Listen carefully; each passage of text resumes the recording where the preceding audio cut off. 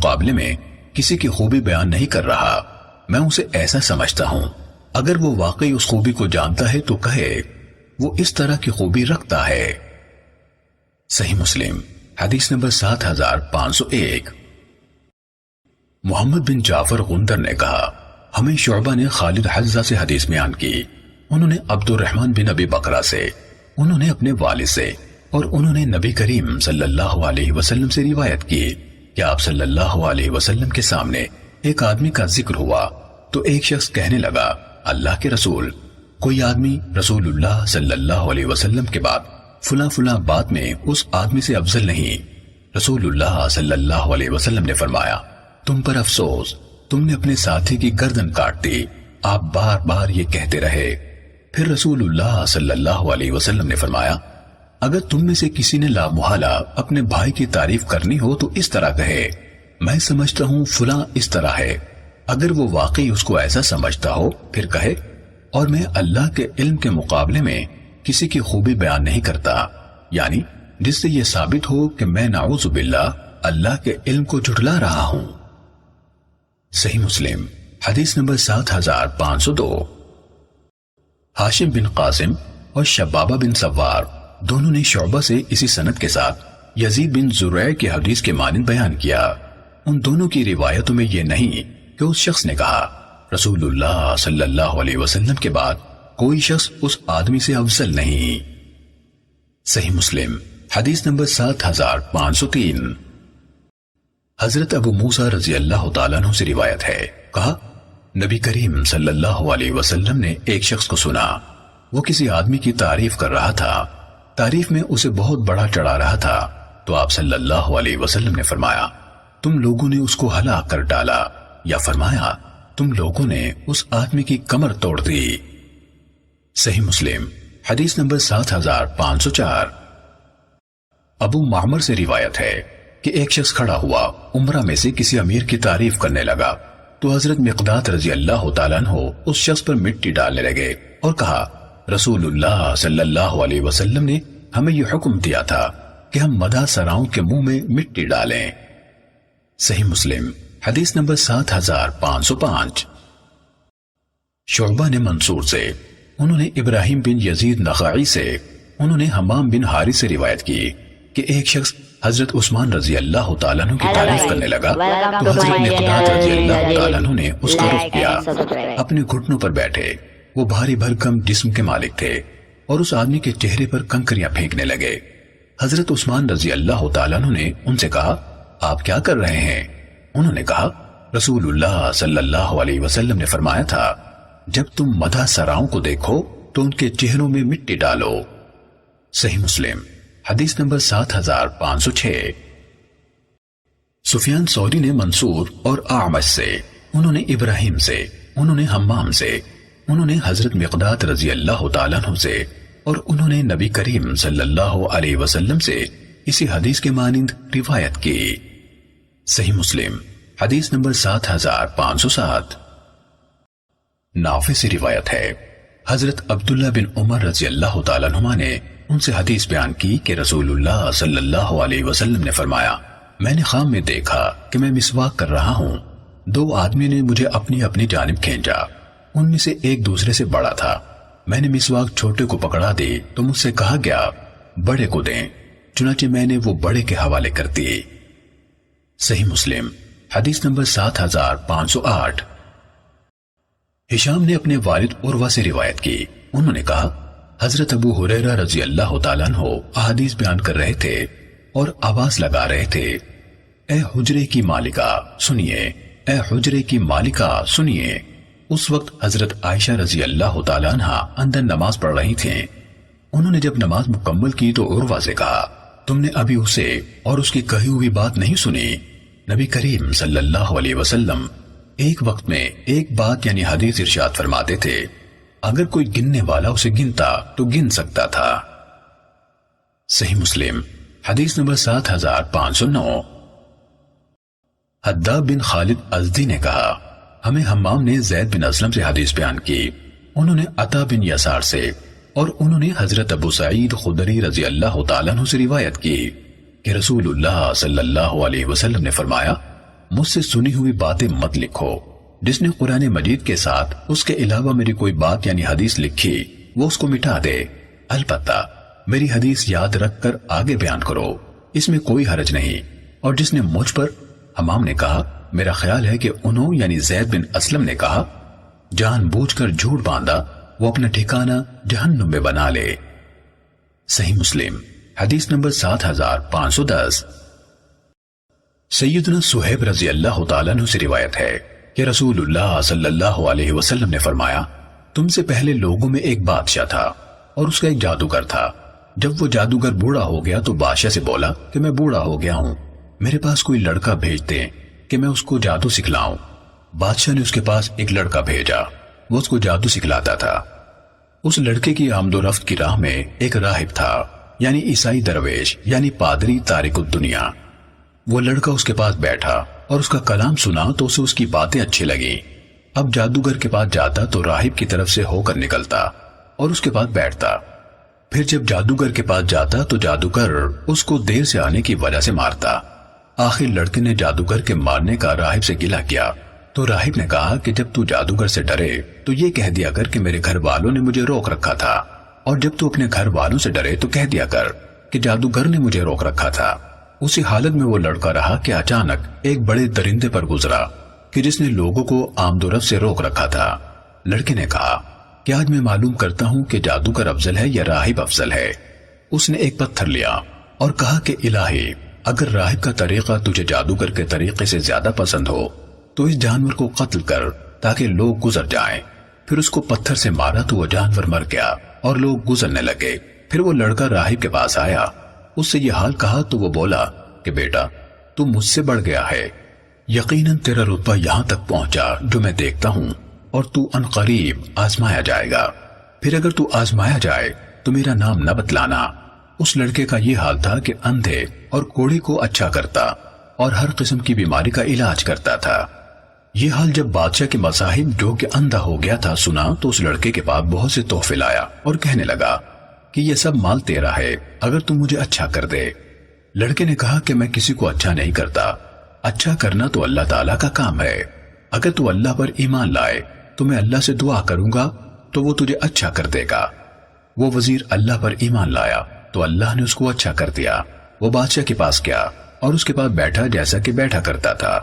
بادشاہ نے کہا کہ تیری آنکھیں کس نے روشن کی؟ وزیر بولا کہ میرے مالک نے۔ بادشاہ نے کہا کہ میرے سوا تیرا مالک کون ہے؟ وزیر نے کہا کہ میرا اور تیرا مالک اللہ ہے۔ بادشاہ نے اس کو پکڑا اور عذاب دینا شروع کر دیا، یہاں تک کہ اس نے لڑکے کا نام لے لیا۔ وہ لڑکا بلایا گیا۔ بادشاہ نے اس سے کہا کہ اے بیٹے، تو جادو میں اس درجے پر پہنچا کہ اندھے اور کوڑی کو اچھا کرتا ہے اور بڑے بڑے کام کرتا ہے۔ وہ بولا کہ میں تو کسی کو اچھا نہیں کرتا بلکہ اللہ اچھا کرتا ہے۔ بادشاہ نے اس کو پکڑا اور مارتا رہا، یہاں تک کہ اس نے راہب کا نام بتلایا۔ راہب پکڑ لیا گیا، اس سے کہا گیا کہ اپنے دین سے پھر جا۔ اس کے نہ ماننے پر بادشاہ نے ایک آرا منگوایا اور راہب کی مانگ پر رکھ کر اس کو چیر ڈالا، یہاں تک کہ وہ دو ٹکڑے ہو کر گر پڑا۔ پھر وہ وزیر بلایا گیا، اس سے کہا گیا کہ تو اپنے دین سے پھر جا۔ اس نے بھی نہ مانا، اس کی مانگ پر آرا رکھا گیا اور چیر ڈالا، یہاں تک کہ وہ دو ٹکڑے ہو کر گر پڑا۔ پھر وہ لڑکا بلایا گیا، اس سے کہا کہ اپنے دین سے پلٹ جا۔ اس نے بھی انکار کیا۔ بادشاہ نے اس کو اپنے چند ساتھیوں کے حوالے کیا اور کہا کہ اس کو فلاں پہاڑ پر لے جا کر چوٹی پر چڑھاؤ۔ جب تم چوٹی پر پہنچو تو اس لڑکے سے پوچھو، اگر وہ اپنے دین سے پھر جائے تو خیر، نہیں تو اس کو دھکیل دو۔ وہ اس کو لے گئے اور پہاڑ پر چڑھایا۔ لڑکے نے دعا کی کہ الہی، جس طرح تو چاہے مجھے ان کے شر سے بچا۔ پہاڑ ہلا اور وہ لوگ گر پڑے۔ وہ لڑکا بادشاہ کے پاس چلا آیا۔ بادشاہ نے پوچھا کہ تیرے ساتھی کہاں گئے؟ اس نے کہا کہ اللہ نے مجھے ان کے شر سے بچا لیا۔ پھر بادشاہ نے اس کو اپنے چند ساتھیوں کے حوالے کیا اور کہا کہ اس کو ایک کشتی میں دریا کے اندر لے جاؤ، اگر اپنے دین سے پھر جائے تو خیر، ورنہ اس کو دریا میں دھکیل دینا۔ وہ لوگ اس کو لے گئے۔ لڑکے نے کہا کہ الہی، تو مجھے جس طرح چاہے ان کے شر سے بچا لے۔ وہ کشتی اوندھی ہو گئی اور لڑکے کے سوا سب ساتھی ڈوب گئے، اور لڑکا زندہ بچ کر بادشاہ کے پاس آ گیا۔ بادشاہ نے اس سے پوچھا کہ تیرے ساتھی کہاں گئے؟ وہ بولا کہ اللہ تعالیٰ نے مجھے ان کے شر سے بچا لیا۔ پھر لڑکے نے بادشاہ سے کہا کہ تم مجھے اس وقت تک نہ مار سکے گا جب تک کہ جو طریقہ میں بتلاؤں وہ نہ کرے۔ بادشاہ نے کہا کہ وہ کیا؟ اس نے کہا کہ تو سب لوگوں کو ایک میدان میں جمع کر کے مجھے ایک لکڑی پر سولی دے، پھر میرے ترکش سے ایک تیر لے کر کمان کے اندر رکھ، پھر کہہ کہ اس اللہ کے نام سے مارتا ہوں جو اس لڑکے کا مالک ہے، پھر تیر مار۔ اگر تو ایسا کرے گا تو مجھے قتل کرے گا۔ بادشاہ نے سب لوگوں کو ایک میدان میں جمع کیا، اس لڑکے کو درخت کے تنے پر لٹکایا، پھر اس کے ترکش میں سے ایک تیر لیا اور تیر کو کمان کے اندر رکھ کر یہ کہتے ہوئے مارا کہ اللہ کے نام سے مارتا ہوں جو اس لڑکے کا مالک ہے۔ وہ تیر لڑکے کی کنپٹی پر لگا، اس نے اپنا ہاتھ تیر کے مقام پر رکھا اور مر گیا۔ لوگوں نے یہ حال دیکھ کر کہا کہ ہم تو اس لڑکے کے مالک پر ایمان لائے، ہم اس لڑکے کے مالک پر ایمان لائے، ہم اس لڑکے کے مالک پر ایمان لائے۔ کسی نے بادشاہ سے کہا کہ اللہ کی قسم، جس سے تو ڈرتا تھا وہی ہوا، یعنی لوگ ایمان لے آئے۔ بادشاہ نے راستوں کے نالوں پر خندقیں کھودنے کا حکم دیا، پھر خندقیں کھودی گئیں اور ان میں خوب آگ بھڑکائی گئی، اور کہا کہ جو شخص اس دین سے یعنی لڑکے کے دین سے نہ پھرے اسے ان خندقوں میں دھکیل لو، یا اسے کہا جائے کہ ان خندقوں میں گرے۔ لوگوں نے ایسا ہی کیا، یہاں تک کہ ایک عورت آئی جس کے ساتھ اس کا بچہ بھی تھا۔ اس عورت نے آگ میں گرنے سے تردد کیا تو بچے نے کہا کہ اے ماں صبر کر، تو سچے دین پر ہے۔ صحیح مسلم حدیث نمبر 7511۔ ہارون بن معروف اور محمد بن عباد نے ہمیں حدیث بیان کی، الفاظ دونوں سے ملتے جلتے ہیں جبکہ سیاق ہارون کا ہے۔ دونوں نے کہا ہمیں حاتم بن اسماعیل نے یعقوب بن مجاہد ابو حزرہ سے حدیث بیان کی، انہوں نے عبادہ بن ولید بن عبادہ بن سامت سے روایت کی۔ انہوں نے کہا میں اور میرے والد طلب علم کے لیے انصار کے اس قبیلے کی ہلاکت سے پہلے اس میں گئے۔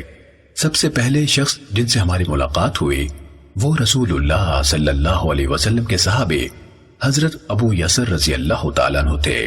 ان کے ساتھ ان کا غلام بھی تھا جس کے پاس صحائف یعنی دستاویزات کا ایک مجموعہ تھا۔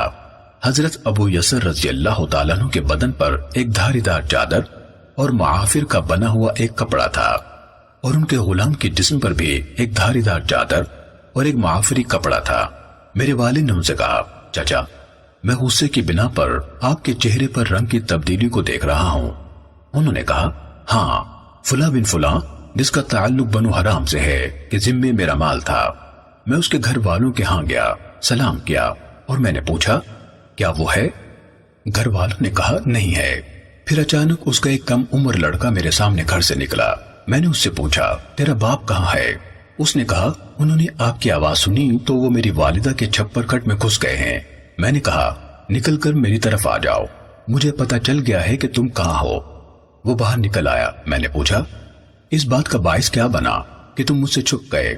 اس نے کہا اللہ کی قسم میں آپ کو بتاتا ہوں اور میں آپ سے جھوٹ نہیں بولوں گا۔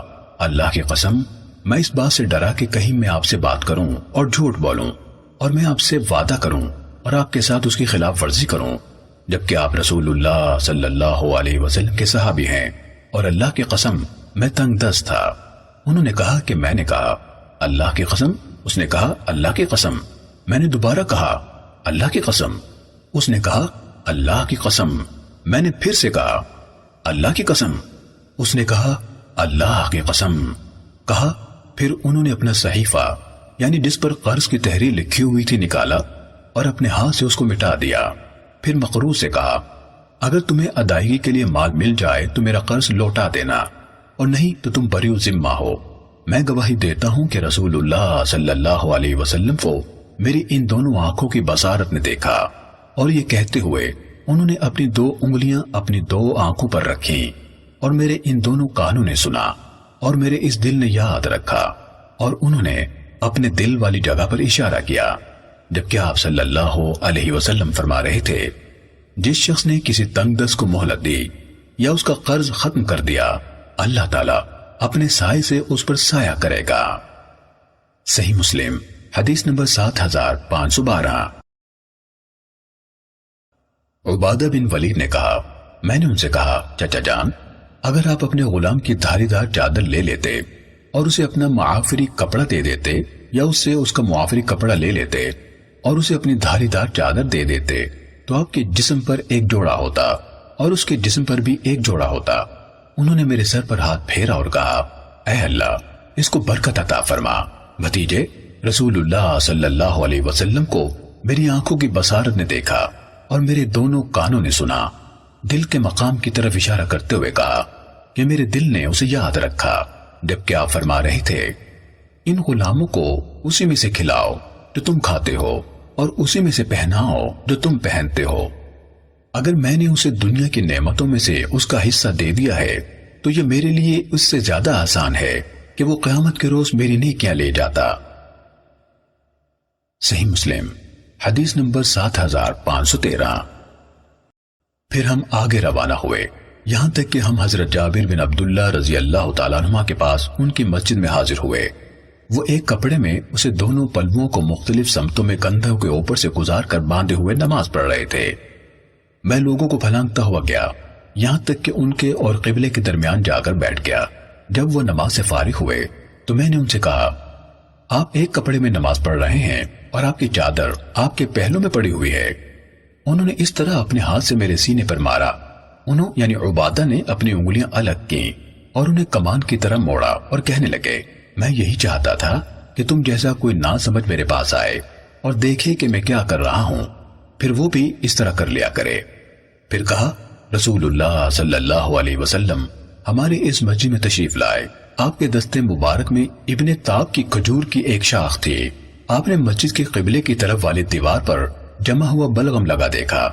آپ نے کھجور کی شاخ سے اس کو کھرچ کر صاف کیا، پھر ہماری طرف رخ کر کے فرمایا، تم میں سے کون پسند کرتا ہے کہ اللہ تعالیٰ اس سے اعراض فرمائے، یعنی اس کی طرف نظر تک نہ کرے؟ کہا تو ہم سب ڈر گئے۔ آپ نے پھر فرمایا، تم میں سے کون یہ پسند کرتا ہے کہ اللہ تعالیٰ اس سے اعراض فرمائے؟ کہا ہم پر خوف طاری ہو گیا۔ آپ نے پھر سے فرمایا، تم میں سے کسے یہ بات اچھی لگتی ہے کہ اللہ تعالیٰ اس سے اعراض فرمائے؟ ہم نے عرض کی، اللہ کے رسول، ہم میں سے کسی کو بھی یہ بات پسند نہیں۔ آپ نے فرمایا، تم میں سے کوئی شخص جب نماز کے لیے کھڑا ہوتا ہے تو اللہ تبارک و تعالیٰ اس کے سامنے کی طرف ہوتا ہے، لہذا اسے سامنے کی طرف ہرگز تھوکنا نہیں چاہیے، نہ دائیں طرف ہی تھوکنا چاہیے۔ اپنی بائیں طرف بائیں پاؤں کے نیچے تھوکے۔ اگر جلدی نکلنے والی ہو تو اپنے کپڑے کے ساتھ اس طرح صاف کرے۔ پھر اپنے کپڑے کے ایک حصے کو دوسرے حصے پر تہ لگائے۔ پھر فرمایا، مجھے خوشبو لا کر دو۔ قبیلے کا ایک نوجوان اٹھ کر اپنے گھر والوں کی طرف بھاگا اور اپنی ہتھیلی میں خوشبو لے گیا۔ رسول اللہ صلی اللہ علیہ وسلم نے وہ خوشبو لی، اسے چھڑی کے سرے پر لگایا اور جس جگہ سوکھا بلغم لگا ہوا تھا اس پر مل دی۔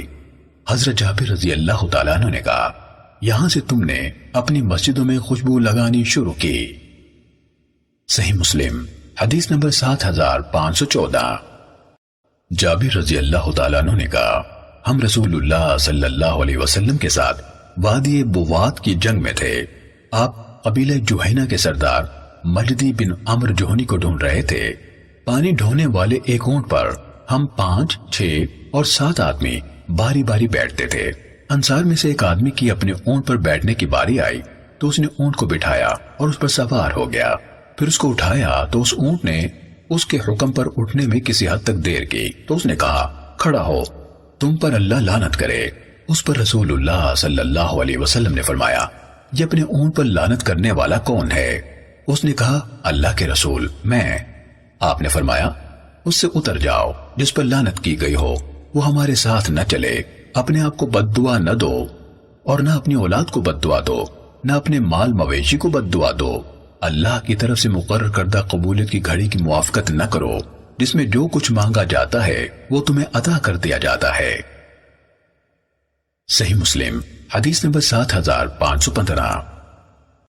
ہم رسول اللہ صلی اللہ علیہ وسلم کے ساتھ روانہ ہوئے، یہاں تک کہ جب کسی حد تک شام ہو گئی اور ہم عرب کے پانیوں میں سے کسی پانی کے قریب پہنچے تو رسول اللہ صلی اللہ علیہ وسلم نے فرمایا، کون شخص ہے جو ہم سے پہلے جا کر حوض کے کنارے کو مضبوط کرنے کے لیے اس کی لپائی کرے گا اور خود بھی پانی پیے گا اور ہمیں بھی پانی پلائے گا؟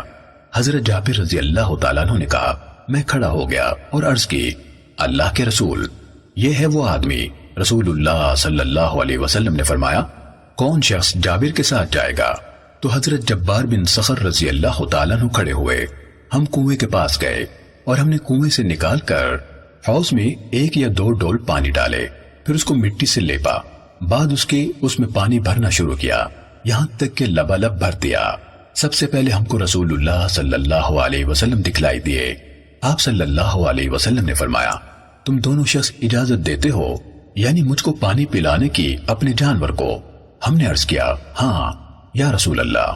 آپ صلی اللہ علیہ وسلم نے اپنی اونٹنی کو چھوڑا، اس نے پانی پیا، پھر آپ صلی اللہ علیہ وسلم نے اس کی باک کھینچی، اس نے پانی پینا موقوف کیا اور پیشاب کیا، پھر آپ صلی اللہ علیہ وسلم اس کو الگ لے گئے اور بٹھا دیا۔ بعد اس کے رسول اللہ صلی اللہ علیہ وسلم حوض کی طرف آئے اور وضو کیا، پھر میں کھڑا ہوا، رسول اللہ صلی اللہ علیہ وسلم کے وضو کرنے کی جگہ سے پانی لے کر وضو کیا۔ جبار بن صخر رضی اللہ تعالیٰ عنہ قضاء حاجت کے لیے چلے گئے تو رسول اللہ صلی اللہ علیہ وسلم نماز پڑھنے کے لیے کھڑے ہو گئے اور میرے جسم پر ایک چادر تھی۔ میں ایک طرف گیا کہ اس چادر کے دونوں کناروں کو مخالف سمتوں میں کندھوں پر ڈالوں تو وہ مجھے پوری نہ آئی، اس کی جھاگریں تھیں۔ میں نے اس چادر کو الٹ کر اس کے کنارے بدلے، پھر اس پر اپنی گردن سے زور ڈالا یعنی گردن جھکا کر اسے اس کے نیچے دبایا، پھر آیا اور رسول اللہ صلی اللہ علیہ وسلم کی بائیں جانب کھڑا ہو گیا۔ آپ نے میرے ہاتھ سے پکڑ کر مجھے گھمایا یہاں تک کہ مجھے اپنی دائیں جانب کھڑا کیا۔ پھر جبار صخر رضی اللہ تعالیٰ عنہ آئے، انہوں نے وضو کیا اور آ کر رسول اللہ صلی اللہ علیہ وسلم کی بائیں جانب کھڑے ہوئے۔ آپ صلی اللہ علیہ وسلم نے ہم دونوں کے ہاتھ پکڑے اور ہمیں دھکیل کر اپنے پیچھے کھڑا کر دیا۔ رسول اللہ صلی اللہ علیہ وسلم تسلسل سے میری طرف دیکھ رہے تھے اور مجھے پتہ نہیں چل رہا تھا۔ پھر مجھے سمجھ آئی تو آپ نے ہاتھ سے اس طرح اشارہ فرمایا، آپ کا مقصد تھا کہ اپنی کمر باندھ لو۔ جب رسول اللہ صلی اللہ علیہ وسلم نماز سے فارغ ہوئے تو فرمایا، اے جابر، میں نے عرض کی حاضر ہوں اللہ کے رسول۔ آپ صلی اللہ علیہ وسلم نے فرمایا، جب کپڑا کھلا ہو تو اس کے کناروں کو مخالف سمتوں میں لے جاؤ اور اگر تنگ ہو تو اس کو کمر کے اوپر باندھ لو۔ صحیح مسلم حدیث نمبر 7516۔ ہم رسول اللہ صلی اللہ علیہ وسلم کے ساتھ ایک مہم پر گئے۔ ہم میں سے ہر شخص کی خوراک روز کی ایک کھجور تھی۔ وہ اس کھجور کو چوستا رہتا اور پھر اس کو اپنے کپڑے میں لپیٹ لیتا۔ ہم اپنی کمانوں سے درختوں کے پتے جھاڑتے تھے اور کھاتے تھے، حتیٰ کہ ہماری باچھوں میں زخم ہوئے۔ قسم کھاتا ہوں کہ ایک دن ہم میں سے ایک غلطی سے اسے کھجور سے محروم رہ گیا۔ ہم اسے سہارا دے کر اٹھاتے ہوئے لے کر تقسیم کرنے والے کے پاس لے گئے اور اس کے حق میں گواہی دی کہ اسے وہ ایک کھجور نہیں دی گئی، وہ اسے دی گئی تو اس نے خود کھڑے ہو کر لی۔ صحیح مسلم حدیث نمبر 7517۔ ہم رسول اللہ صلی اللہ علیہ وسلم کے ساتھ تھے، ایک مہم کے لیے روانہ ہوئے، حتیٰ کہ ہم کشادہ وادی میں جا اترے۔ رسول اللہ صلی اللہ علیہ وسلم قضاء حاجت کے لیے گئے تو میں چمڑے کا بنا ہوا پانی کا ایک برتن لے کر آپ کے پیچھے گیا۔ رسول اللہ صلی اللہ علیہ وسلم نے نظر دوڑائی، ایسی چیز نظر نہ آئی جس کی آپ اوٹ لے سکتے۔ وادی کے کنارے پر 2 درخت نظر آئے، آپ ان میں سے ایک درخت کے پاس تشریف لے گئے، اس کی ٹہنیوں میں سے ایک کو پکڑا اور فرمایا، اللہ کے حکم سے میرے مطیع ہو جاؤ۔ تو وہ نکیل ڈالے ہوئے اونٹ کی طرح آپ کا فرمانبردار بن گیا۔ پھر دوسرے درخت کے پاس آئے اور اس کی ٹہنیوں میں سے ایک کو پکڑا اور کہا، اللہ کے حکم سے میرے مطیع ہو جاؤ۔ تو وہ بھی اسی طرح آپ کے ساتھ چل پڑا، یہاں تک کہ اسے چلاتے ہوئے دونوں کے درمیان کے آدھے فاصلے پر پہنچے تو آپ نے ان دونوں کو جھکا کر آپس میں ملا کر اکٹھا کر دیا۔ آپ نے فرمایا، دونوں اللہ کے حکم سے میرے آگے مل جاؤ۔ تو وہ دونوں ساتھ مل گئے اور آپ صلی اللہ علیہ وسلم کو پردہ مہیا کر دیا۔ حضرت جابر رضی اللہ تعالیٰ عنہ نے کہا، میں ڈر سے بھاگتا ہوا وہاں سے نکلا کہ میرے قریب ہونے کو محسوس کر کے رسول اللہ صلی اللہ علیہ وسلم وہاں سے مزید دور جانے پر مجبور نہ ہو جائیں۔ اور محمد بن عباد نے اپنی روایت میں کہا، آپ کو دور جانے کی زحمت کرنی پڑے۔ میں ایک جگہ بیٹھ گیا اور اپنے آپ سے باتیں کرنے لگا۔ اچانک میری نگاہ پڑی تو میں نے دیکھا کہ رسول اللہ صلی اللہ علیہ وسلم تشریف لا رہے ہیں اور دیکھا کہ دونوں درخت الگ الگ ہو چکے ہیں، ہر ایک درخت تنے پر سیدھا کھڑا ہو گیا ہے۔ پھر میں نے دیکھا کہ رسول اللہ صلی اللہ علیہ وسلم ایک بار رکے اور اپنے سر مبارک سے اس طرح اشارہ کیا۔ ابو اسماعیل حاتم بن اسماعیل نے اپنے سر سے دائیں بائیں اشارہ کیا، پھر آپ آگے تشریف لائے۔ جب میرے پاس پہنچے تو فرمایا، جابر، کیا تم نے میرے کھڑے ہونے کی جگہ دیکھی تھی؟ میں نے عرض کی، جی ہاں۔ آپ نے فرمایا، دونوں درختوں کی طرف جاؤ۔ اور دونوں میں سے ہر ایک سے ایک ایک شاخ کاٹ لاؤ، یہاں تک کہ آ کر جب میری جگہ پر کھڑے ہو جاؤ تو ایک شاخ اپنی دائیں طرف ڈال دینا اور ایک شاخ بائیں طرف۔ حضرت جابر رضی اللہ تعالیٰ عنہ نے کہا، میں اٹھا، ایک پتھر اٹھایا، اسے توڑا اور اسے گھسایا۔ جب وہ میرے کام کے لیے تیز ہو گیا تو ان دونوں درختوں کی طرف آیا، ہر ایک سے ایک ایک شاخ کاٹی، پھر ان کو گھسیٹتا ہوا آیا، یہاں تک کہ آ کر اس جگہ کھڑا ہوا جہاں پہلے رسول اللہ صلی اللہ علیہ وسلم کھڑے ہوئے تھے، تو ایک شاخ اپنی دائیں طرف ڈال دی اور ایک اپنی بائیں طرف۔ پھر میں آپ کے ساتھ جا ملا اور عرض کی، اللہ کے رسول، جو آپ نے فرمایا تھا میں نے کر دیا ہے، وہ کس لیے تھا؟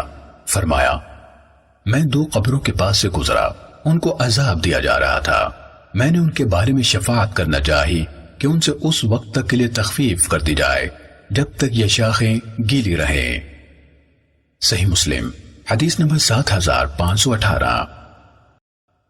حضرت جابر رضی اللہ تعالیٰ عنہ نے کہا، پھر ہم لشکر کے پاس آئے تو رسول اللہ صلی اللہ علیہ وسلم نے فرمایا، جابر، وضو کے پانی کے لیے آواز دو۔ تو میں نے ہر جگہ پکار کر کہا، کیا وضو کا پانی نہیں ہے؟ کیا وضو کا پانی نہیں ہے؟ کیا وضو کا پانی نہیں ہے؟ کہا، میں نے عرض کی، اللہ کے رسول صلی اللہ علیہ وسلم، مجھے قافلے میں ایک قطرہ پانی نہیں ملا۔ انصار میں سے ایک آدمی تھا جو رسول اللہ صلی اللہ علیہ وسلم کے لیے اپنے پرانے مشکیزے میں پانی ڈال کر اسے کھجور کی ٹہنی سے بنی ہوئی کھونٹی سے لٹکا کر ٹھنڈا کیا کرتا تھا۔ جابر رضی اللہ تعالیٰ عنہ نے کہا، آپ نے مجھ سے فرمایا، فلاں بن فلاں انصاری کے پاس جاؤ اور دیکھو اس کے پرانے مشکیزے میں کچھ ہے۔ کہا، میں کیا؟ اس کے اندر دیکھا تو مجھے اس مشکیزے کے منہ والی جگہ پر ایک قطرے کے سوا کچھ نظر نہ آیا۔ اگر میں اسے دوسرے برتن میں نکالتا تو اس کا خشک حصہ اسے پی لیتا۔ میں رسول اللہ صلی اللہ علیہ وسلم کی خدمت میں آیا اور عرض کی، اللہ کے رسول، مجھے اس مشکیزے کے منہ میں پانی کے ایک قطرے کے سوا کچھ نہیں ملا، اگر میں اسے اونڈیلوں تو اس کا خشک حصہ اسے پی لے گا۔ آپ صلی اللہ علیہ وسلم نے فرمایا، جاؤ اسے میرے پاس لاؤ۔ میں اسے آپ صلی اللہ علیہ وسلم کے پاس لے آیا۔ آپ نے اسے ہاتھ میں پکڑا اور کچھ کہنا شروع کیا، مجھے پتہ نہ چلا کہ آپ نے کیا کہا، اور اس مشکیزے کو اپنے دونوں ہاتھوں میں دبانے اور حرکت دینے لگے۔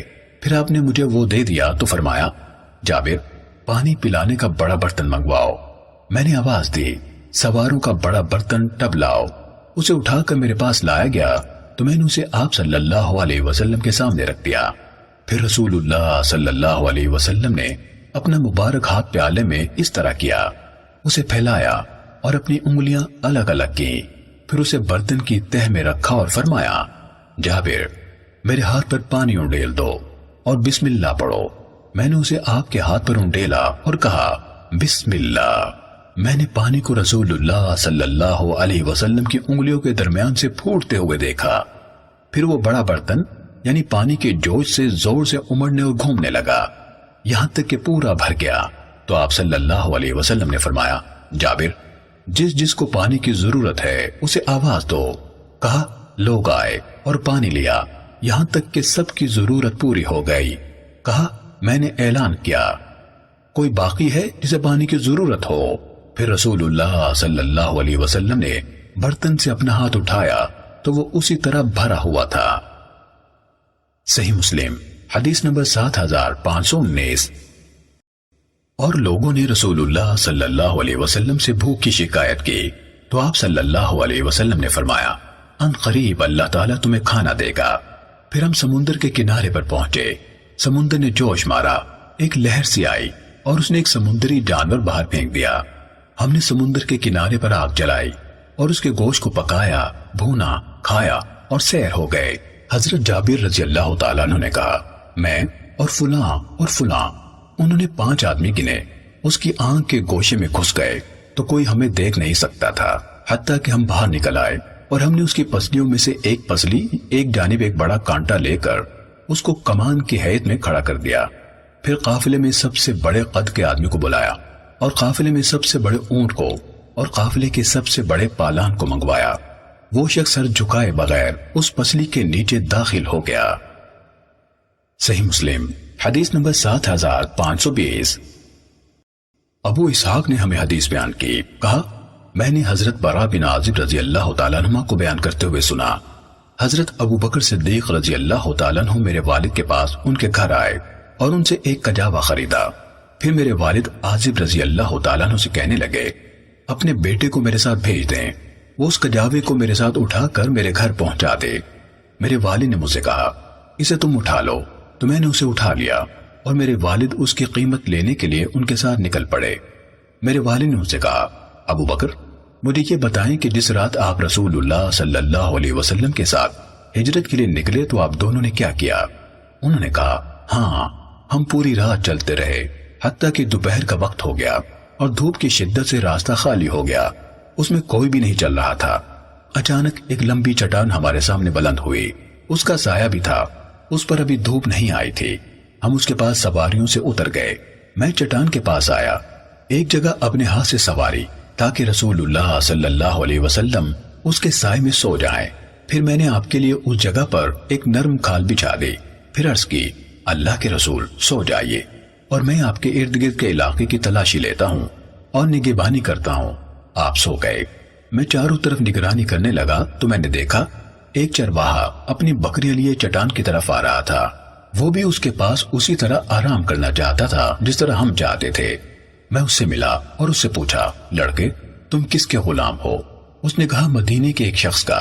میں نے کہا کیا تمہاری بکریوں کے تھنوں میں دودھ ہے؟ اس نے کہا ہاں۔ میں نے کہا کیا تم میرے لیے دودھ نکالو گے؟ اس نے کہا ہاں۔ میں نے ایک بکری کو پکڑا تو میں نے اس سے کہا تھنوں سے بال اور مٹی اور تنکے جھاڑ لو۔ ابو اسحاق نے کہا تھنوں سے بال مٹی اور تنکے جھاڑ لو۔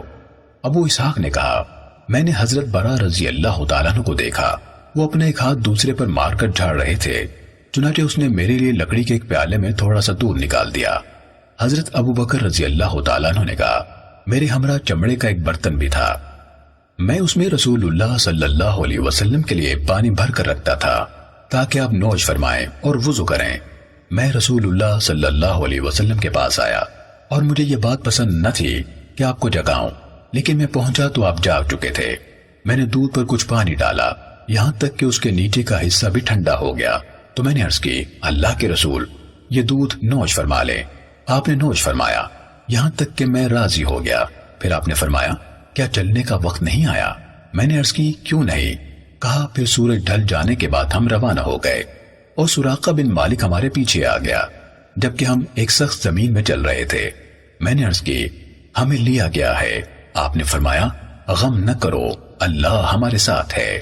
پھر رسول اللہ صلی اللہ علیہ وسلم نے اس کے خلاف دعا کی تو اس کے گھوڑے کی ٹانگیں پیر تک زمین میں دھس گئیں۔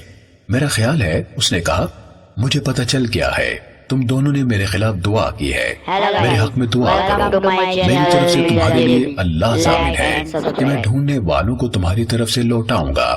آپ صلی اللہ علیہ وسلم نے اس کے لیے دعا کی تو وہ بچ گیا، پھر وہ لوٹ گیا۔ جس پیچھا کرنے والے کو ملتا اس سے یہ کہتا میں تلاش کر چکا ہوں، تمہاری طرف سے بھی کفایت کرتا ہوں۔ وہ اس طرف نہیں ہے، وہ جس کو بھی ملتا اسے لوٹا دیتا۔ حضرت ابو بکر رضی اللہ تعالیٰ عنہ نے کہا انہوں نے ہمارے ساتھ وفا کی۔ صحیح مسلم حدیث نمبر 7521۔ زہیر بن حرب نے مجھے یہی حدیث عثمان بن عمر سے بیان کی، نیز ہمیں اسحاق بن ابراہیم نے یہی حدیث بیان کی۔ کہا ہمیں نضر بن شمیل نے خبر دی، ان دونوں یعنی عثمان اور نضر نے اسرائیل سے روایت کی، انہوں نے ابو اسحاق سے روایت کی، انہوں نے حضرت برا بن عازب رضی اللہ تعالیٰ عنہ سے روایت کی، انہوں نے کہا حضرت ابو بکر رضی اللہ تعالیٰ عنہ نے میرے والد سے 13 درہم میں ایک کجاوا خریدا۔ پھر زہیر کی ابو اسحاق سے روایت کردہ حدیث کے مانند حدیث بیان کی اور اپنی حدیث میں انہوں نے کہا عثمان بن عمر کی روایت میں ہے جب وہ یعنی سراقہ رضی اللہ تعالیٰ عنہ قریب آئے تو رسول اللہ صلی اللہ علیہ وسلم نے ان کے خلاف دعا کی، ان کے گھوڑے کی ٹانگیں پیر تک زمین میں دھس گئی، وہ اچھل کر اس سے اترے اور کہا اے محمد مجھے یہ پتہ چل گیا ہے کہ یہ آپ کا کام ہے، آپ اللہ سے دعا کریں کہ وہ مجھے اس مشکل سے جس میں پھنس گیا ہوں چھٹکارا عطا کر دے، اور آپ کی طرف سے یہ بات میرے ذمے ہوئی کہ میرے پیچھے جو بھی آپ کا تعاقب کر رہا ہے میں اس کی آنکھوں کو آپ کی طرف دیکھنے سے روک دوں گا، اور یہ میرا ترکش ہے، اس میں سے ایک تیر نکال لیں، آپ فلاں مقام پر میرے اونٹوں اور میرے غلاموں کے پاس سے گزریں گے، ان میں سے جس کی ضرورت ہو اسے لے لیں۔ آپ نے فرمایا مجھے تمہارے اونٹوں کی ضرورت نہیں، چنانچہ ہم رات کے وقت مدینے کے قریب پہنچے۔ لوگوں نے اس کے بارے میں تنازع کیا کہ رسول اللہ صلی اللہ علیہ وسلم کس کے ہاں اتریں گے، یعنی مہمان بنیں گے۔ آپ صلی اللہ علیہ وسلم نے فرمایا، میں اپنے دادا عبد المطلب کے ننیال بنو نجار کا مہمان بن کر ان کی عزت افزائی کروں گا۔ مرد عورتیں گھروں کے اوپر چڑھ گئے اور غلام اور نوکر چا کر راستوں میں بکھر گئے۔ وہ پکار پکار کر کہہ رہے تھے، اے محمد، اے اللہ کے رسول، مرحبا، اے محمد، اے اللہ کے رسول، مرحبا۔ صحیح مسلم حدیث نمبر 7522۔ یہ احادیث ہیں جو حضرت ابو ہریرہ رضی اللہ تعالیٰ عنہ نے ہمیں رسول اللہ صلی اللہ علیہ وسلم سے بیان کی۔ پھر انہوں نے کئی احادیث ذکر کی۔ ان میں سے ایک حدیث یہ ہے کہ رسول اللہ صلی اللہ علیہ وسلم نے فرمایا، بنی اسرائیل سے کہا گیا، شہر کے دروازے میں سجدہ کرتے ہوئے جاؤ اور کہو حتۃن، یعنی ہمیں بخش دے، ہم تمہاری خطائیں بخش دیں گے۔ انہوں نے اس کے الٹ کیا، چنانچہ وہ اپنے چودروں کے بل گھسیٹتے ہوئے دروازے سے داخل ہوئے اور انہوں نے حتۃن کے بجائے ہمیں بالی میں دانا چاہیے کہا۔ صحیح مسلم حدیث نمبر 7523۔ ابن شہاب سے روایت ہے، کہا مجھے حضرت انس بن مالک رضی اللہ تعالیٰ عنہ نے خبر دی کہ اللہ عز و جل نے رسول اللہ صلی اللہ علیہ وسلم کی وفات سے پہلے آپ کی وفات تک لگاتار وحی نازل فرمائی، اور جس دن آپ کی وفات ہوئی اس دن سب سے زیادہ وحی آئی۔ صحیح مسلم حدیث نمبر 7524۔ سفیان نے قیس بن مسلم سے اور انہوں نے طارق بن شہاب سے روایت کی کہ یہودیوں نے حضرت عمر رضی اللہ تعالیٰ عنہ سے کہا، آپ لوگ مسلمان ایک ایسی آیت پڑھتے ہیں کہ اگر وہ آیت ہمارے ہاں نازل ہوتی تو ہم اس دن کو عید بنا لیتے۔ حضرت عمر رضی اللہ تعالیٰ عنہ نے کہا، میں جانتا ہوں وہ آیت کس جگہ اور کس دن نازل ہوئی تھی، اور جس وقت وہ نازل ہوئی تو رسول اللہ صلی اللہ علیہ وسلم کہاں تھے۔ یہ آیت عرفہ کے مقام پر نازل ہوئی تھی، اور اس وقت رسول اللہ صلی اللہ علیہ وسلم میدان عرفات میں تھے۔ سفیان نے کہا، مجھے شک ہے کہ حضرت عمر رضی اللہ تعالیٰ عنہ نے یہ بھی کہا تھا جمعے کا دن تھا یا نہیں۔ ان کی مراد اس آیت سے تھی، آج میں نے تمہارے لیے تمہارا دین مکمل کر دیا اور تم پر اپنی نعمت پوری کر دی۔ صحیح مسلم حدیث نمبر 7525۔ عبداللہ بن ادریس نے اپنے والد سے، انہوں نے قیس بن مسلم سے اور انہوں نے طارق بن شہاب سے روایت کی، کہا یہود نے حضرت عمر رضی اللہ تعالیٰ عنہ سے کہا، اگر یہ آیت ہم یہودیوں کی جماعت پر نازل ہوتی، آج میں نے تمہارے لیے تمہارا دین مکمل کر دیا اور تم پر اپنی نعمت کا اتمام کر دیا اور تمہارے لیے اسلام کو بطور دین پسند کر لیا، ہمیں پتا ہوتا کہ وہ کس دن نازل ہوئی ہے تو ہم اس دن کو عید قرار دیتے۔ حضرت عمر رضی اللہ تعالیٰ عنہ نے کہا، میں وہ دن اور وہ گھڑی جس میں یہ آیت اتری تھی اور اس کے نزول کے وقت رسول اللہ صلی اللہ علیہ وسلم کس جگہ تھے سب کچھ جانتا ہوں۔ یہ آیت مزدلفہ کی رات آنے والی تھی تب اتری تھی، اور اس وقت ہم رسول اللہ صلی اللہ علیہ وسلم کے ساتھ عرفات میں تھے۔ صحیح مسلم حدیث نمبر 7526۔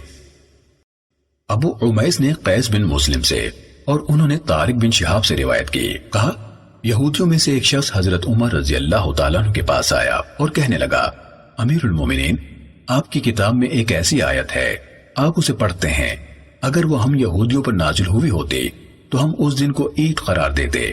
آپ رضی اللہ تعالیٰ عنہ نے پوچھا، وہ کون سی آیت ہے؟ اس نے کہا، آج میں نے تمہارے لیے تمہارا دین مکمل کر دیا اور تم پر اپنی نعمت تمام کر دی اور تمہارے لیے اسلام کو دین کے طور پر پسند کر لیا۔ تو حضرت عمر رضی اللہ تعالیٰ عنہ نے کہا، میں وہ دن بھی جانتا ہوں جس میں یہ نازل ہوئی، وہ جگہ بھی جہاں یہ نازل ہوئی۔ یہ آیت عرفات میں جمعے کے دن رسول اللہ صلی اللہ علیہ وسلم پر نازل ہوئی تھی۔ صحیح مسلم حدیث نمبر 7527۔ یونس نے ابن شہاب سے روایت کی، انہوں نے کہا، مجھے عروہ بن زبیر نے خبر دی کہ انہوں نے حضرت عائشہ رضی اللہ تعالیٰ عنہ سے اللہ عز و جل کے فرمان، اگر تمہیں خدشہ ہو کہ تم یتیم لڑکیوں کے معاملے میں انصاف نہیں کر پاؤ گے تو ان عورتوں میں سے جو تمہیں اچھی لگیں 2-2، 3-3، 4-4 سے نکاح کر لو کے بارے میں سوال کیا۔ تو انہوں نے کہا، میرے بھانجے، یہ اس یتیم لڑکی کے بارے میں ہے جو اپنے ولی کی کفالت میں ہوتی ہے، اس کے موروثی مال میں اس کے ساتھ شریک ہوتی ہے تو اس کے ولی یعنی چچا زاد وغیرہ کو اس کا مال اور جمال دونوں پسند ہوتے ہیں، اور اس کا ولی چاہتا ہے کہ اس کے مہر میں انصاف کیے بغیر اس سے شادی کر لے، اور وہ بھی اسے اتنا مہر دے جتنا کوئی دوسرا اسے دے گا۔ چنانچہ ان لوگوں کو اس بات سے روک دیا گیا کہ وہ ان کے ساتھ شادی کریں، الا یہ کہ وہ مہر میں ان سے انصاف کریں، اور مہر میں جو سب سے اونچا طریقہ رائج ہے اس کی پابندی کریں، اور اگر وہ ایسا نہیں کر سکتے تو انہیں حکم دیا گیا کہ ان یتیم لڑکیوں سے سوا جو عورتیں انہیں اچھی لگیں ان سے شادی کر لیں۔ عروہ نے کہا، حضرت عائشہ رضی اللہ تعالیٰ عنہ نے فرمایا، پھر لوگوں نے اس آیت کے بعد رسول اللہ صلی اللہ علیہ وسلم سے عورتوں کے حوالے سے مزید دریافت کیا تو اللہ عز و جل نے یہ آیت نازل فرمائی، اور یہ آپ سے عورتوں کے بارے میں دریافت کرتے ہیں، کہیے اللہ تمہیں ان کے بارے میں فتویٰ دیتا ہے، اور جو کچھ تم پر کتاب میں پڑھا جاتا ہے وہ ان یتیم عورتوں کے بارے میں ہے جنہیں تم وہ نہیں دیتے جو ان کے لیے فرض کیا گیا ہے، اور رغبت رکھتے ہو کہ ان سے نکاح کر لو۔ عائشہ رضی اللہ تعالیٰ عنہ نے کہا، جس بات کا اللہ تعالیٰ نے ذکر فرمایا ہے وہ کتاب میں تلاوت کی جاتی ہے، وہ وہی پہلی آیت ہے جس میں اللہ فرماتا ہے، اگر تمہیں خدشہ ہو کہ تم یتیم لڑکیوں کے بارے میں انصاف نہیں کر پاؤ گے تو دوسری جو عورتیں تمہیں اچھی لگیں ان سے نکاح کرو۔ حضرت عائشہ رضی اللہ تعالیٰ عنہ نے کہا، اور بات والی آیت میں اللہ تعالیٰ کے فرمان اور تم ان کے نکاح سے رغبت کرتے ہو، اس کا مطلب ہے کہ جب تم میں سے کسی کے سرپرستی میں رہنے والی لڑکی مال اور جمال میں کم ہو تو اس سے شادی کرنے سے روگردانی کرنا، چنانچہ ان سے نکاح کی رغبت نہ ہونے کی بنا پر ان کو منع کیا گیا کہ وہ جن یتیم لڑکیوں کے مال اور جمال میں رغبت رکھتے ہیں ان سے بھی شادی نہ کریں، الا یہ کہ مہر میں انصاف سے کام لیں۔ صحیح مسلم حدیث نمبر 7528۔ صالح نے ابن شہاب سے روایت کی، کہا مجھے عروہ نے بتایا کہ انہوں نے حضرت عائشہ رضی اللہ تعالیٰ عنہ سے اللہ تبارک و تعالیٰ کے فرمان اور تمہیں خدشہ ہو کہ تم یتیم لڑکیوں کے بارے میں انصاف نہ کر پاؤ گے کے بارے میں پوچھا، پھر زہری سے یونس کی روایت کردہ حدیث کے مطابق بیان کیا، اور اس کے آخر میں مزید کہا، اگر وہ مال اور جمال میں کم ہو تو تمہارے ان سے اعراض کرنے کی بنا پر۔ صحیح مسلم حدیث نمبر 7529۔ ابو اسامہ نے کہا، ہمیں ہشام نے اپنے والد عروہ سے حدیث بیان کی، انہوں نے حضرت عائشہ رضی اللہ تعالیٰ عنہ سے اللہ عز و جل کے فرمان اگر تمہیں خدشہ ہو کہ تم یتیم لڑکیوں کے بارے میں عدل نہیں کر پاؤ گے کے متعلق روایت کی۔ عائشہ رضی اللہ تعالیٰ عنہ نے کہا، یہ آیت ایسے آدمی کے بارے میں نازل ہوئی جس کے پاس کوئی یتیم لڑکی ہو، وہ اس کا ولی اور وارث ہو، اس لڑکی کا مال میں بھی حق ہو، اس لڑکی کے مفاد کے لیے کوئی شخص جھگڑا کرنے والا بھی نہ ہو، تو وہ آدمی اس لڑکی کے مال کی بنا پر اس کی کہیں اور شادی نہ کرے اور اسے نقصان پہنچائے اور اس سے برا سلوک کرے، تو اس اللہ نے فرمایا اگر تمہیں اندیشہ ہے کہ تم یتیم لڑکیوں کے معاملے میں انصاف نہ کر پاؤ گے تو دوسری جو عورتیں تمہیں اچھی لگیں انہی سے نکاح کرو، وہ اللہ فرماتا ہے دوسری عورتوں سے نکاح کر لو جو میں نے تمہارے لیے نکاح کے طریق پر حلال کی ہیں، اور اس لڑکی کو چھوڑ دو جس کو تم نقصان پہنچا رہے ہو۔ صحیح مسلم حدیث نمبر 7523۔ عبدہ بن سلیمان نے ہشام سے، انہوں نے حضرت عائشہ رضی اللہ تعالیٰ عنہ سے اللہ عز و جل کے فرمان جو کتاب میں ان یتیم عورتوں کے بارے میں تلاوت کی جاتی ہے جن کو تم وہ مہر نہیں دیتے جو ان کے حق میں فرض ہے اور ان کے نکاح سے رغبت کرتے ہو کے بارے میں روایت بیان کی۔ عائشہ رضی اللہ تعالیٰ عنہ نے کہا، یہ ایسی یتیم لڑکی کے بارے میں نازل ہوئی جو کسی آدمی کے پاس ہوتی، اس کے مال میں اس کے ساتھ شریک ہوتی اور وہ اسے شادی کرنے سے کنارہ کشی کرتا ہے اور اس بات کو بھی ناپسند کرتا ہے کہ کسی اور کے ساتھ اس کی شادی کرے اور اس شخص کو اپنے مال میں شریک کرے، تو وہ اسے ویسے ہی بٹھائے رکھتا ہے، نہ خود اس سے شادی کرتا ہے اور نہ کسی اور سے اس کی شادی کرتا ہے۔ صحیح مسلم حدیث نمبر 7531۔ ابو اسامہ نے کہا، ہمیں ہشام نے اپنے والد سے خبر دی، انہوں نے اللہ عز و جل کے فرمان اور یہ لوگ آپ سے عورتوں کے بارے میں سوال کرتے ہیں، کہیے اللہ تمہیں ان کے بارے میں فتویٰ دیتا ہے، مکمل آیت کے بارے میں حضرت عائشہ رضی اللہ تعالیٰ عنہ سے روایت کی، انہوں نے کہا یہ ایسی یتیم لڑکی کے بارے میں ہے جو کسی آدمی کے پاس ہوتی ہے، شاید وہ ایسی بھی ہوتی ہے کہ وہ اس کے مال میں حتیٰ کہ کھجور کے درختوں میں بھی اس کے ساتھ شریک ہوتی ہے۔ وہ خود بھی اس سے روگردانی کرتا، یعنی اس سے شادی کرنے سے اور کسی اور کے ساتھ اس کی شادی کر کے اس شخص کو اپنے مال میں شریک کرنے کو بھی پسند نہیں کرتا، تو وہ اسے ویسے ہی رہنے دیتا ہے۔ صحیح مسلم حدیث نمبر 7532۔ عبدہ بن سلیمان نے ہشام بن عروہ سے، انہوں نے اپنے والد سے اور انہوں نے حضرت عائشہ رضی اللہ تعالیٰ عنہ سے اللہ عز و جل کے فرمان اور جو فقیر ہو وہ دستور کے مطابق کھا لے کے متعلق روایت کی۔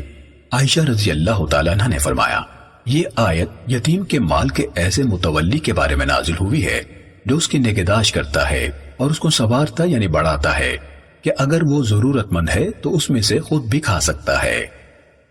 صحیح مسلم حدیث نمبر 7533۔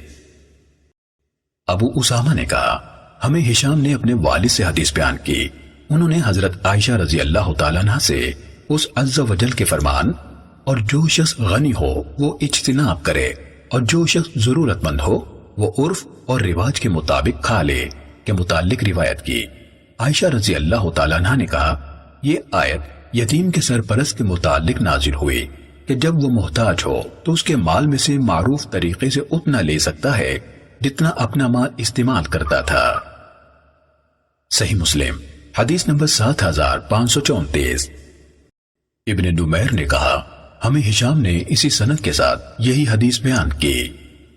صحیح مسلم حدیث نمبر 7535۔ عروہ نے حضرت عائشہ رضی اللہ تعالیٰ عنہ سے اس اللہ عز و جل کے فرمان جب کافر تم پر چڑھ آئے تمہارے اوپر کی جانب سے اور تمہارے نیچے کی طرف سے اور جب آنکھیں پھر گئیں اور دل منہ کو آنے لگے کے متعلق روایت کی۔ عائشہ رضی اللہ تعالیٰ عنہ نے فرمایا، یہ خندق کے روز ہوا تھا۔ صحیح مسلم حدیث نمبر 7536۔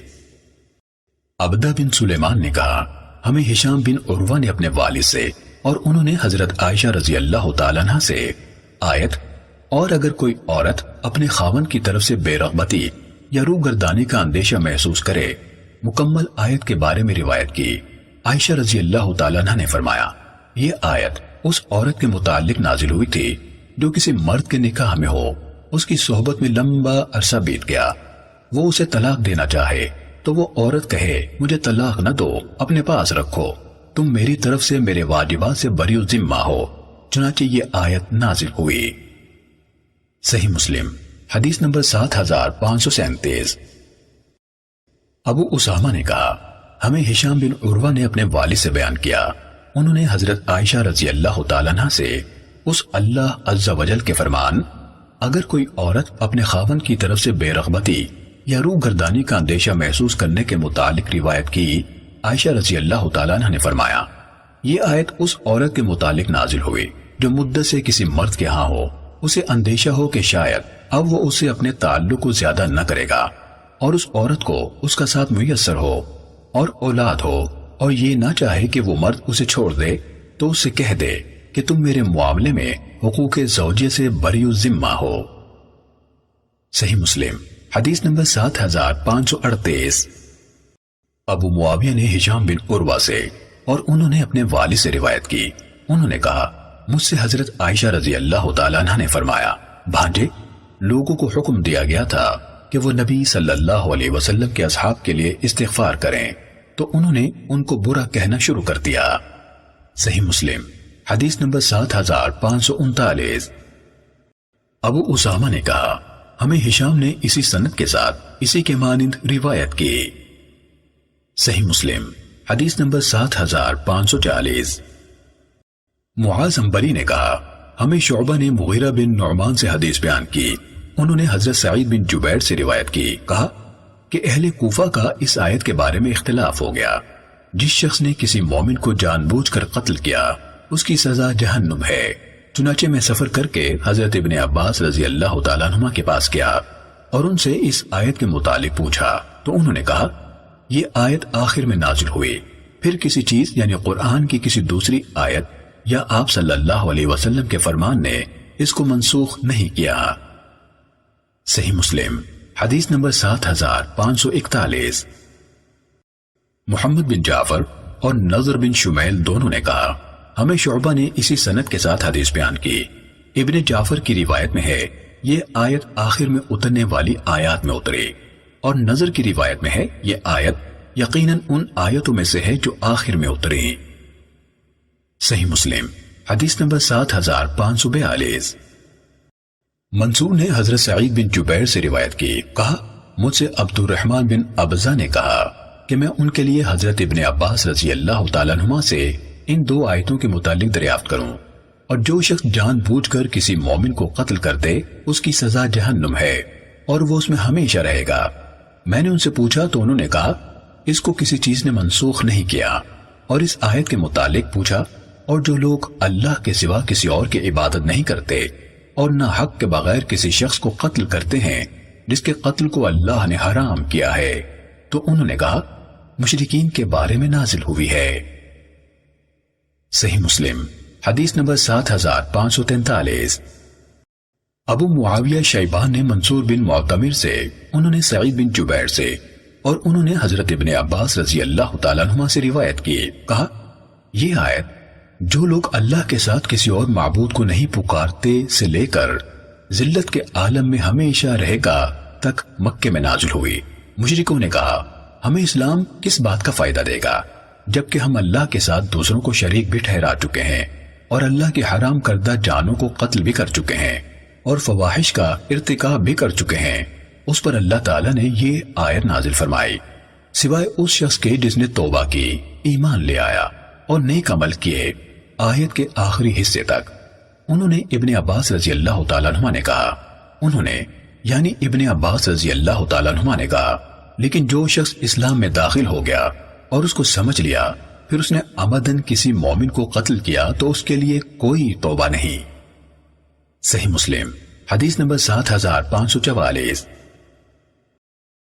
عبداللہ بن ہاشم اور عبد الرحمن بن بشر عبدی نے مجھے حدیث بیان کی، دونوں نے کہا ہمیں یحییٰ بن سعید قطان نے ابن جریج سے حدیث بیان کی، انہوں نے کہا مجھے قاسم بن ابی بزہ نے سعید بن جبیر سے حدیث بیان کی، انہوں نے کہا میں نے حضرت ابن عباس رضی اللہ تعالیٰ عنہما سے پوچھا کیا جس شخص نے کسی مومن کو عمدن قتل کر دیا اس کے لیے توبہ کی گنجائش ہے؟ انہوں نے کہا نہیں۔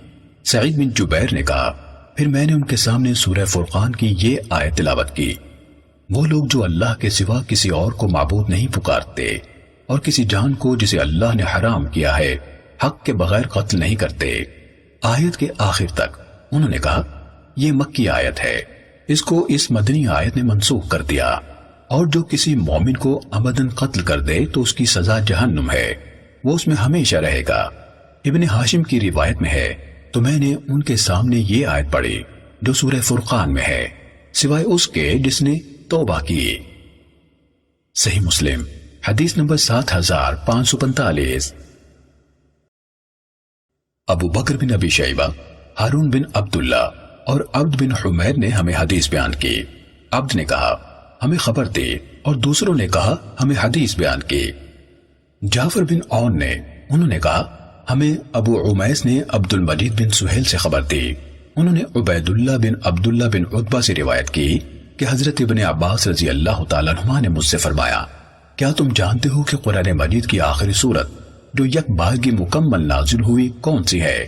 میں نے کہا جی ہاں، اذا جاء نصر اللہ والفتح۔ انہوں نے فرمایا تم نے سچ کہا، اور ابن ابی شیبہ کی روایت میں ہے تم جانتے ہو کہ کون سی سورت ہے، اور آخری کا لفظ نہیں کہا۔ صحیح مسلم حدیث نمبر 7546۔ ابو معاویہ نے کہا ہمیں ابو عمیس نے اسی سند کے ساتھ اسی کے مانند روایت کی اور کہا آخری سورت، اور انہوں نے راوی کا نام لیتے ہوئے عبد المجید سے مروی کہا اور ابن سہیل یعنی عبد المجید بن سہیل نہیں کہا۔ صحیح مسلم حدیث نمبر 7547۔ عطا نے حضرت ابن عباس رضی اللہ تعالیٰ عنہ سے روایت کی، کہا مسلمانوں میں سے کچھ لوگ ایک ایسے شخص کو ملے جو بکریوں کے ایک چھوٹے سے ریوڑ میں تھے، اس نے ان کو دیکھ کر کہا السلام علیکم، تو اس کے باوجود انہوں نے اس کو پکڑا، اسے قتل کیا اور بکریوں کا وہ چھوٹا سا ریوڑ لے لیا، تو یہ آیت اتری اور اسے جو تم سے سلام کہے یہ مت کہو کہ تم مومن نہیں ہو، اور حضرت ابن عباس رضی اللہ تعالیٰ عنہما نے اس یعنی السلام کو السلام پڑھا۔ صحیح مسلم حدیث نمبر 7548۔ ابو اسحاق سے روایت ہے، کہا میں نے حضرت برا بن عازب رضی اللہ تعالیٰ عنہ کو کہتے ہوئے سنا، انصار جب حج کر کے واپس آتے تو گھروں میں دروازوں کے بجائے ان کے پچھواڑے ہی سے داخل ہوتے۔ انصار میں سے ایک شخص آیا اور اپنے دروازے سے گھر کے اندر داخل ہوا تو اس کے بارے میں اس پر باتیں کی گئیں تو یہ آیت اتری، اور یہ کوئی نیکی نہیں کہ تم گھروں کے اندر ان کے پچھواڑوں سے آؤ۔ صحیح مسلم حدیث نمبر 7549۔ عون بن عبداللہ کے والد سے روایت ہے کہ حضرت ابن مسعود رضی اللہ تعالیٰ عنہ نے کہا، ہمارے اسلام لانے اور ہم پر اس آیت کے ذریعے سے اللہ تعالیٰ کے عطاب کے درمیان 4 سال سے زیادہ کا وقفہ نہ تھا۔ کیا ایمان لانے والوں کے لیے ابھی یہ وقت نہیں آیا کہ ان کے دل اللہ کو یاد کرتے ہوئے گڑ گڑائیں؟ صحیح مسلم حدیث نمبر 7550۔ حضرت ابن عباس رضی اللہ تعالیٰ عنہ سے روایت ہے، کہا جاہلی دور میں ایک عورت برہنہ ہو کر بیت اللہ کا طواف کرتی تھی اور کہتی تھی، کون مجھے طواف کرنے والا ایک کپڑا دے گا کہ وہ اس کو اپنی شرمگاہ پر ڈال لے، اور یہ شعر کہتی، آج بدن کا کچھ حصہ یا پورے کا پورا کھل جائے گا، اور اس میں سے جو بھی کھل گیا میں اسے دیکھنا کسی کے لیے حلال نہیں کر رہی۔ اس پر یہ آیت نازل ہوئی، ہر نماز کے وقت اپنی زینت لے لو۔ صحیح مسلم حدیث نمبر 7551۔ ابو معاویہ نے کہا، ہمیں اعمش نے ابو سفیان سے حدیث بیان کی، انہوں نے حضرت جابر رضی اللہ تعالیٰ عنہ سے روایت کی، کہا عبداللہ بن ابی سلول اپنی ایک باندی سے کہتا تھا، جا اور بذریعہ بدکاری ہمارے لیے کچھ کما کر لا، تو اللہ عز و جل نے یہ آیت نازل فرمائی، اور اپنی لونڈیوں کو بدکاری پر نہ اکساؤ، خصوصاً اگر وہ پاک دامن رہنا چاہتی ہوں، تاکہ تم دنیا کی زندگی کا ساز و سامان حاصل کرو، اور جو کوئی انہیں مجبور کرے گا تو اللہ تعالیٰ ان کے مجبور کیے جانے کے بعد ان کے لیے بڑا بخشنے والا، بڑا رحم کرنے والا ہے۔ صحیح مسلم حدیث نمبر 7552۔ ابو عوانہ نے اعمش سے، انہوں نے ابو سفیان سے، اور انہوں نے حضرت جابر رضی اللہ تعالیٰ عنہ سے روایت کی کہ عبداللہ بن ابی بن سلول کی ایک باندی تھی، اس کا نام مسیکہ تھا، اور دوسری باندی کو امیمہ کہا جاتا تھا۔ وہ ان دونوں سے زبردستی زنا کرانا چاہتا تھا۔ ان دونوں نے رسول اللہ صلی اللہ علیہ وسلم کی خدمت میں اس بات کی شکایت کی تو اللہ عز و جل نے آیت، اور اپنی نوجوان لونڈیوں کو بدکاری پر نہ اکساؤ اگر وہ پاک دامن رہنا چاہتی ہوں، اس اللہ کے فرمان بڑا بخشنے والا، ہمیشہ رحم کرنے والا ہے تک نازل فرمائی۔ صحیح مسلم حدیث نمبر 7553۔ عبداللہ بن ادریس نے اعمش سے، انہوں نے ابراہیم سے، انہوں نے ابو معمر سے، اور انہوں نے حضرت عبداللہ بن مسعود رضی اللہ تعالیٰ عنہ سے اللہ عز و جل کے اس فرمان کے متعلق روایت کی، وہ لوگ جنہیں یہ کافر پکارتے ہیں وہ خود اپنے رب کی طرف وسیلہ تلاش کرتے ہیں کہ ان میں سے کون زیادہ نزدیک ہوگا۔ ابن مسعود رضی اللہ تعالیٰ عنہ نے کہا، جنوں کی ایک جماعت مسلمان ہو گئی تھی اور اس سے پہلے ان کی پوجا کی جاتی تھی، تو جو ان کی عبادت کیا کرتے تھے ان کی عبادت پر قائم رہے، جبکہ جنوں کی یہ جماعت خود اسلام لے آئی۔ صحیح مسلم حدیث نمبر 7554۔ سفیان نے اعمش سے، انہوں نے ابراہیم سے، انہوں نے ابو معمر سے، اور انہوں نے حضرت عبداللہ رضی اللہ تعالیٰ عنہ سے اس آیت کے متعلق روایت کی، وہ لوگ جنہیں یہ کافر پکارتے ہیں وہ خود اپنے رب کی طرف وسیلہ تلاش کرتے ہیں۔ ابن مسعود رضی اللہ تعالیٰ عنہ نے کہا، انسانوں کی ایک جماعت جنوں کی ایک جماعت کی پرستش کرتی تھی، تو جنوں کی جماعت نے اسلام قبول کر لیا اور انسان بدستور ان کی عبادت سے لگے رہے۔ اس پر یہ آیت نازل ہوئی، وہ لوگ جنہیں یہ پکارتے ہیں وہ خود اپنے رب کی طرف کسی نیک عمل کا وسیلہ تلاش کرتے ہیں۔ صحیح مسلم حدیث نمبر 7555۔ شعبہ نے سلیمان اعمش سے اسی سند کے ساتھ یہی روایت کی۔ صحیح مسلم حدیث نمبر 7556۔ عبداللہ بن عتبہ نے حضرت عبداللہ بن مسعود رضی اللہ تعالیٰ عنہ سے اس آیت کے متعلق روایت کی، وہ لوگ جنہیں یہ کافر پکارتے ہیں وہ خود اپنے رب کی طرف کسی نیک عمل کا وسیلہ ڈھونڈتے ہیں۔ انہوں نے کہا، یہ آیت عربوں کے ایک ایسے گروہ کے بارے میں نازل ہوئی جو جنوں کے ایک گروہ کی عبادت کیا کرتے تھے۔ جنوں نے اسلام قبول کر لیا، جبکہ وہ انسان جو ان کی عبادت کیا کرتے تھے انہیں پتہ تک نہ چلا۔ اس پر یہ آیت اتری، وہ لوگ جنہیں یہ کافر پکارتے ہیں وہ خود اپنے رب کی طرف وسیلہ تلاش کرتے ہیں۔ صحیح مسلم حدیث نمبر 7557۔